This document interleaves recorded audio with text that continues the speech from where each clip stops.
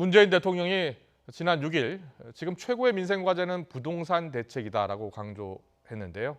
정부와 여당도 지금 적극적인 대책 마련에 나섰습니다. 곧 추가 대책이 나올 것 같습니다. 한 채 이상의 집을 살 때, 또 팔 때, 갖고 있을 때 일단 전체적으로 세금을 더 늘리자는 게 골자로 알려졌습니다. 하지만 시민단체 참여연대는 먼저 국회에서 주택 관련 상임위에 있는 국회의원들 중 다주택자들부터 한 집 빼고 모두 팔라고 요구하고 나섰는데요. 참여연대 민생희망본부 실행위원인 이강훈 변호사와 함께 참여연대가 생각하는 집값 대책 등에 대해서 들어보도록 하겠습니다. 어서 오십시오. 네, 안녕하십니까? 안녕하십니까? 유 변호사님, 오늘 참여연대 위원들이 모두 국회로 가서 오늘 집값과 관련해서 다주택자들의 국회의원 명단을 공개한 거죠? 네, 네, 얼마나 됐습니까? 다주택자들이 굉장히 많습니다. 예. 이제 민주당도 거의 한 20%가 좀 넘고요. 예. 그다음에 이제 미래통합당 같은 경우에는 의원들 중에 한 40% 가까이가 다주택자입니다. 네. 특히 이제 상임위원회 같은 경우에는 이제 국토위하고 기재위가 이제 아무래도 이제 부동산 정책에 많은 영향을 줄 텐데요. 그렇죠. 예. 여기 지금 56명 중에 여야 합쳐서 16분이 예. 지금 약 한 30% 됩니다. 네. 이 정도 된 다주택자들이 계십니다. 예. 그래서 우리 아무래도 이해상충 문제가 있지 않겠느냐 예. 해서 본인들이 살고 계신 주택 이외의 나머지 주택들은 조속히 처분해달라. 안 예. 그러면은 차라리 다른 그 이해관계 없는 그런 그 상임위로 이동해달라 이렇게 요구했습니다. 그러면 참여연대에서는 최근 부동산 집값이 계속 오르고 있는 데에는 이 정책 결정권자들이 다주택자들 상당수가 네. 그게 또 하나의 이유라고 보고 계신 겁니까?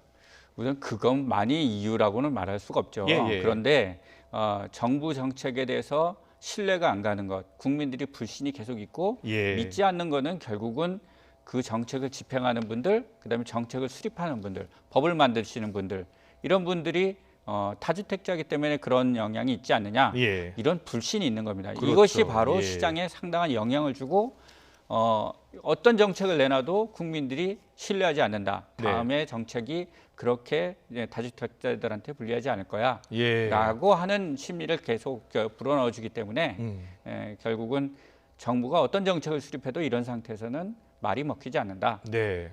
그러면 정부가 솔선수범하고 고위공직자부터 국회의원들부터 솔선수범해달라 이런 그 요청이었습니다. 네. 그러니까 일단 국회의원들 가운데 주택 정책 만드는 그 위원들, 법안 만드는 위원들, 그러니까 국토위와 기재위 의원들 지금 16명이 다주택자들인데요. 네. 이렇게 한 달 안에 이제 집 한 채 제외하고 모두 팔라 그랬고, 네. 그리고 팔지 못한다면 다른 상임위로 가라. 예.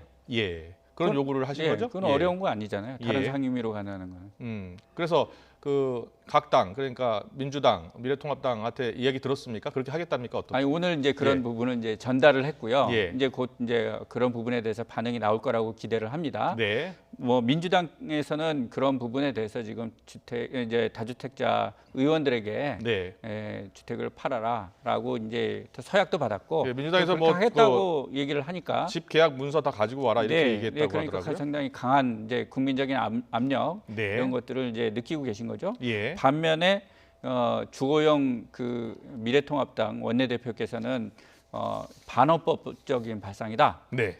이렇게 주택 매각을 강제로 하는 거는 저희들이 지금 얘기하는 게 법으로 강제 매각하라고 지금 말씀드리는 거 아니지 않습니까? 예. 솔선수범해달라고 요청을 드리는 겁니다. 네네. 예. 자, 주호영 원내대표의 발언 내용이 나오는데 뭐 사유재산 처분은 헌법에 보장된 것으로 시장 원리에 따라 작동해야 한다. 시장 원리에 맞지 않는 반헌법적인 발상이다. 이렇게 이야기하는데 여기에 대한 이제 답변이신 거죠? 네, 그렇습니다. 예. 지금 이런 분위기에서는 미래통합당이 뭐 2년 후에 대권을 예. 이제 도전을 해서 어떤 대통령이 나왔다고 하더라도 예. 그 정부가 과연 제대로 집값을 잡겠냐?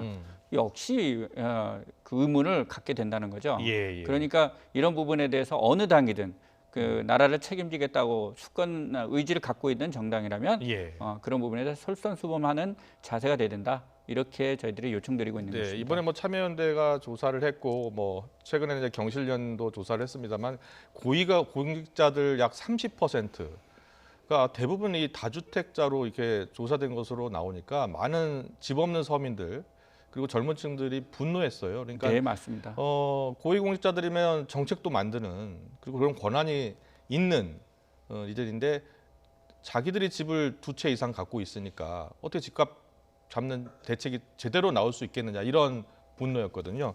그리고 최근에 이제 노영민 대통령 비서실장 같은 경우에는 반포 아파트 그리고 청주 아파트 처분 과정에서 이제 청주 아파트도 먼저 팔면서 이 강남 아파트는 안 파는구나. 이게 일종의 메시지를 줬다 이렇게 해석이 되거든요. 어떻게 보세요? 아니 그건 누구나 그렇게 예. 느낄 거라고 생각합니다. 예. 이거 뭐 어떤 학자가 뭐 무슨 생각을 해야 이런 그 느낌을 갖는 건 아니잖아요. 예. 직감적으로 그 지방 아파트를 팔고 서울 아파트를 남기는 게 좋겠구나. 특히 강남이니 저기는 못 팔겠구나. 네. 이런 그 신호를 그 시장에 준다는 것은 네.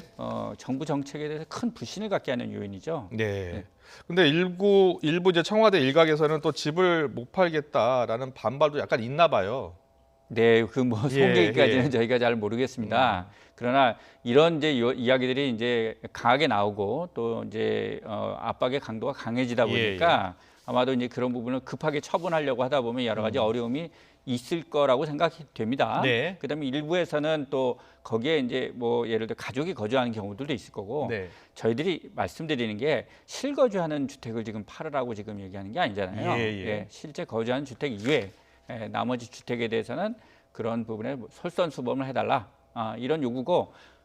예, 저 정세균 총리의 발언이 나왔는데 오늘 이렇게 얘기했어요. 고위공직자들 여러 채 집 갖고 있다면 어떠한 정책을 내놓아도 국민의 신뢰를 얻기 어렵다. 그러니까 정책적인 믿음과 신뢰가 있어야지 또 정책이 통하는 거 아니겠습니까? 네, 맞습니다. 예, 그래서 정 총리가 다주택자들의 경우 하루빨리 매각할 수 있도록 조치를 취해달라 이렇게 얘기했는데 제가 보니까 고위공직자 최근 조사를 보니까요. 750여 명 중에 약 200명 넘기가 다주택자들이더라고요. 네.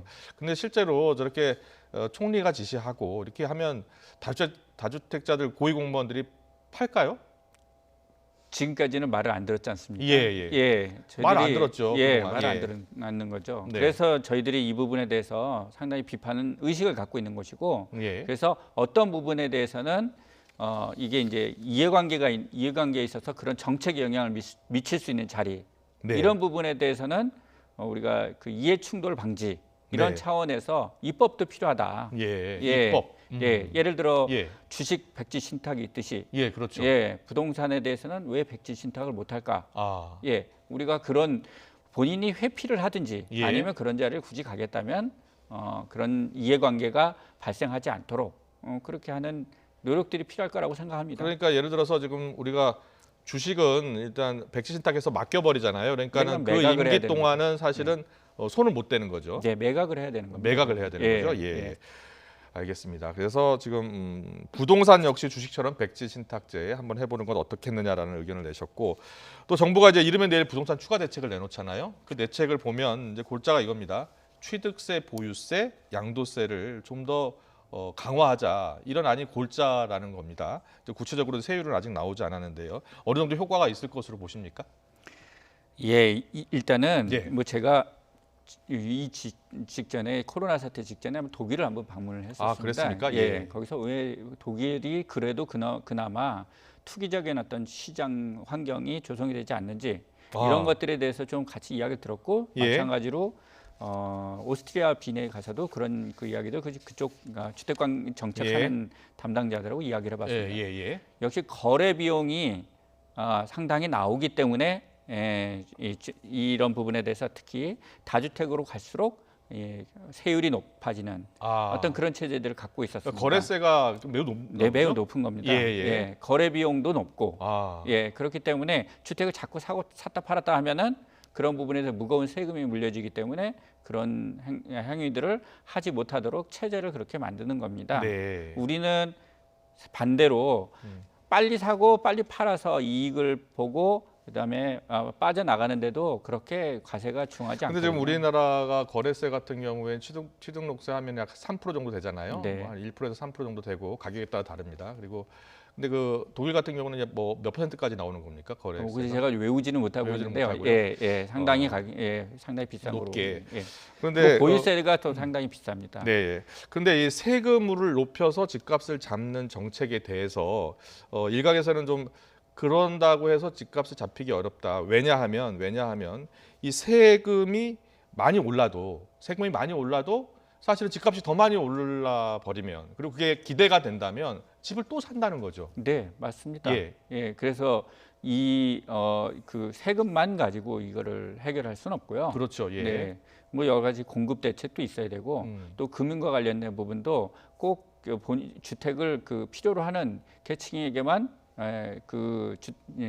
금융을 공급한다든지 이런 방식으로 네. 자금 조달에 있어서도 여러 가지 그 제한을 가한다면은 이런 부분이 효과적으로 이렇게 될 수 있지 않겠느냐 이런 생각들을 해보고 있습니다. 금융과 관련해서 좀 더 자세히 설명해 주실래요? 어떤 금융 정책이 좀 필요하다는 네, 겁니까? 지금 금융과 관련된 부분이 예. 예를 들어 지금 우리나라 같은 경우는 그 어떤 지역을 이렇게 나눠 가지고 그렇죠. 투기 지역, 투기 과열 지역, 조정 지역 이렇게 네, 나누고 그렇게 있죠. 아주 예. 여러 가지 금융 정책들을 이렇게 달리하고 있거든요. 예, 달리하고 있습니다. 네, 예. 그런 식의 시스템을 하게 되면 하지 말고 예, 규제 지역을 벗어나서 다른 데로 계속 옮겨 다니거든요. 그래서 풍선 효과가 나타나서 네. 지금 집값이 오르니까요. 예, 예. 그래서 지방에 계속 올마 다닌다고요. 이런 분들이 그렇게 해가지고는 쫓아다녀서는 가격을 안정시키기 어렵고 네. DSR 같은 그런 그 전체적인 어떤 신용 정도들을, 그러니까 신용 공여 정도들을 봐가지고 예. 그 비율에 맞춰서 어떤 그 사람의 자산 대비 예. 그런 신용이 얼마나 갔는지 이런 것들을 봐가지고 신용 공여 한도를 정해준다면 그런다면 마구 빌릴 수는 없게 되지 않겠습니까? 예. 이런 것들을 우리가 해야 되는데 그게 아니라 이런 그 지역마다 계속 이렇게 끊임없이 나눠가지고 하는 이런 방식으로 하다 보니까 뒷북으로 계속 그렇죠. 어떤 지금 이런 뭐 사실상 뭐 대책이 나오는 서울 겁니다. 수도권 전체가 지금 뭐 조정 지역 이상이 됐어요. 그리고 네. 사실상 접경 지역 빼고는 다 됐고 이게 점점점 넓어지고 있는 형국이니까요. 네. 네, 알겠습니다. 그리고 최근에 이제 정부의 부동산 대책과 관련해서 이제 약간 조기석 이화여대 교수 아시고 네. 계시죠? 네. 지난 참여정부 때 이제 홍보수석 지낸 분인데 또 이런 글을 올렸어요. 최근 집값 인상 세금의 이제 수십 배, 수백 배에 달해 집 한 채 팔아서 정권 교체될 때까지 버틸 수 있다 이런 사람들이. 그리고 임대사업자는 보유세 인상해도 아마 영향을 받지 않을 것이다. 그러니까 최근 집값 인상이 뭐 세금의 수십 배, 수백 배 달하니까요, 실제로요. 그리고 가장 큰 실패의 원인은 박 정부의 임대사업자 정책을 확대한 것이다 이렇게 얘기를 했습니다. 그래서 이 임대사업자들에게 주었던 혜택을 한번 다시 손질해야 되지 않느냐 이런 뜻으로 읽히는데요. 어떻게 생각하세요? 네, 이런 주장은 그 조기숙 교수가 이런 지금 최근에 이런 말씀을 하시기 전에도 참여연대는 꽤 일찍부터 이런 그랬군요. 주장을 해왔습니다. 예, 말씀해 주세요. 네. 지금 그 정부가 이제 다주택자들을 어떤 그 제도권으로 이렇게 양성화하기 위해서 한 거죠. 예. 네, 그러기 위해서 이제 임대등록제를 도입을 했는데요. 예. 그때 지나치게 과도한 혜택들을 많이 부여했어요. 근데 네네. 그것이 문재인 정부에서 시작된 게 아니고 사실은 박근혜 정부 때부터 시작된 거거든요. 예. 여기서 구멍이 너무 큰 구멍을 뚫어주다 보니까 네. 이게 기존에 있던 어떤 주택 보유하시던 분만 이렇게 된 게 아니고 등록을 하는 게 아니고 새로 주택을 취득을 하시면서 여기 들어오시는 분들이 네. 이런 제도를 이용해 가지고 네.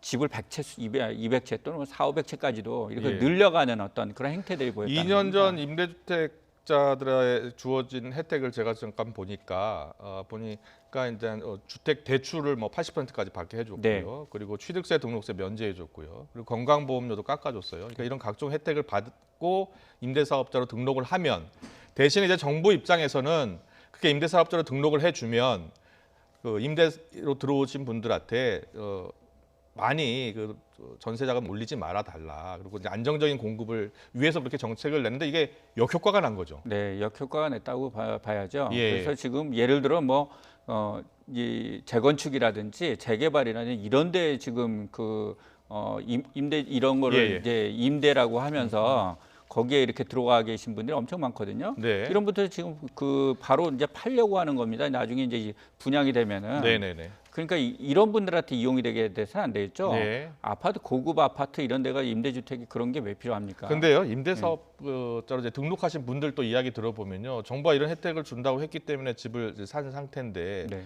이 집을 많이 사신 분 같은 경우에는 이제 세금을 다시 매기게 되면 어쩔 수 없이 또 팔아야 되고 또 팔면은 또 양도세를 또 중과하잖아요. 네. 그러니까 퇴로를 좀 열어줘야 되는 것 아니냐 아니, 이런 얘기하는 분이 있어요. 예. 지금 이제 만약에 예를 들어 그런 제도들을 한다 그러면 그 뭐 경과 규정 같은 것도 좀 둬야 되겠죠. 경과 규정 두고, 예. 예. 그리고 약간 뭐 세금 같은 거를 좀 조정을 해준다든지 세금 이런 부분은 조정해주고, 예, 있어야 될 겁니다. 그러기는 한데 이 제도가 가지고 있는 원천적인 결함을 그대로 둔 상태에서 어떤 정부 정책을 핀다고 그러면 계속 큰 구멍이 뚫려 있기 때문에 네. 효과적으로 집행되기가 어렵죠. 그렇군요. 그러면 참여연대가 그동안 계속 이야기했던 대책 중에 임대사업자 혜택 축소가 있었던 거군요. 네. 예, 알겠습니다.